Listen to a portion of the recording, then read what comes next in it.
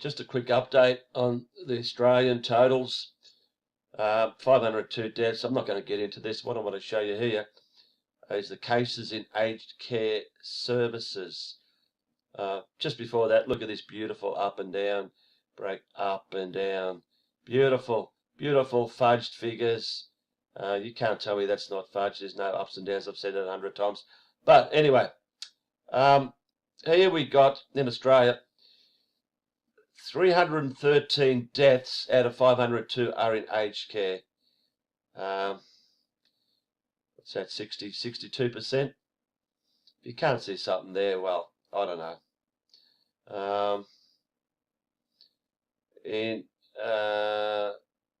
Actually, you got in-home care as well.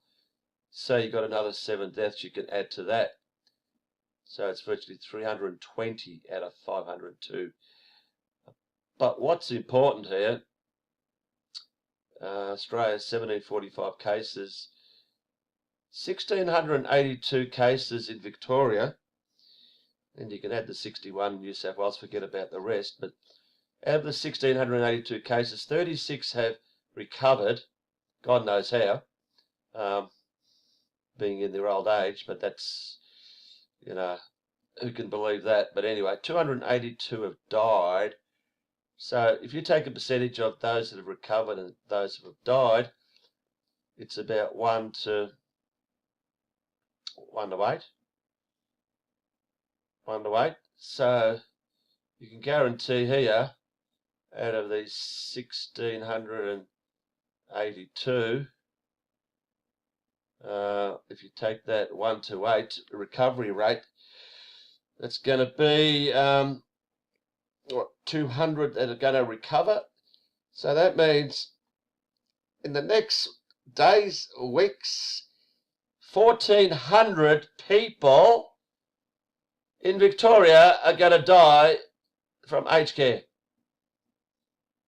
1,400 guaranteed people will die if you take this 1 to 8 case. Then you can add on your New South Wales, which is virtually 1 to 1, so there'll be another 30 there. A lot of people, they're going to be loving using the numbers in the next few weeks or so. They're all coming from aged care homes. Here is another 10. You've got this ratio, 1 to 5. So that's another 10 you're going to have from in-home care recipients. So get ready, folks. Plenty of deaths coming on the way, according to this. All these aged care people, all these aged care that, you know,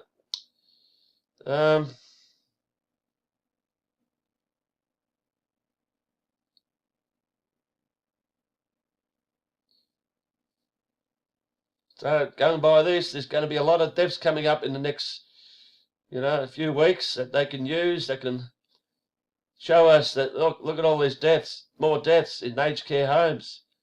That's where they're all coming from.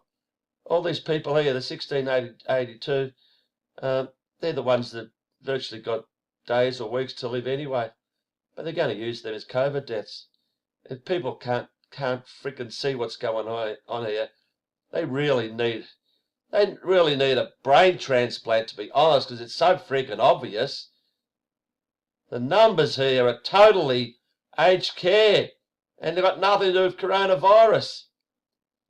As we see here, out of the 282 plus 286 in Victoria, 286 out of 415 have been in aged care. I mean, it's more, but even that, three quarters are in aged care.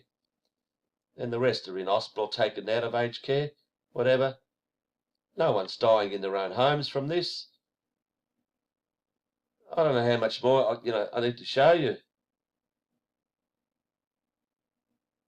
It's funny enough looking at this. This is interesting. Yeah, very interesting. I never thought of this. As you can see, the deaths by age, virtually 130-year-old, which was fake, 142-year-old, which was fake, So really no one under 50 has died. And we've got here 80 and 70, sorry, 80 and 60. We got 140 people 90 plus. 140 out of, what do we say, 500 are 90 plus.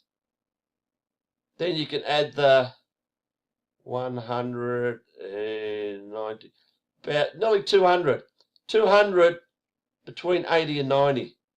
200 out of 500 are between 80 and 90. That's what I say there, 140. 340 out of 502 are 80 plus. Then you can even add the 70 plus, another 60, nearly another 100. I mean, come on! Come on! This is not a pandemic. This is using old people with the flu. But go back to this. This is very important. It seems like the cases for the elderly are lower as you go out. Look, they got the bullshit cases in the 20s, in the 20s, 20 to even 20 to 40, high numbers, but not a single death. All these cases from the younger people, not a single death. What's going on here? Oh, sorry, he had a runny nose. All these people have just had a runny nose. Morons that got tested, because the test is all bullshit. None of them are dying. But here, the smallest cases are the ones that are dying.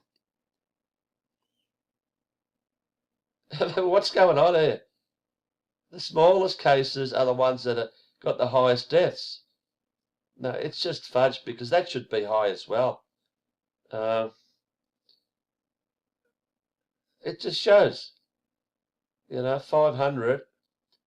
Virtually, if you've tested positive and you're over 80, you're going to die. That's what that's saying.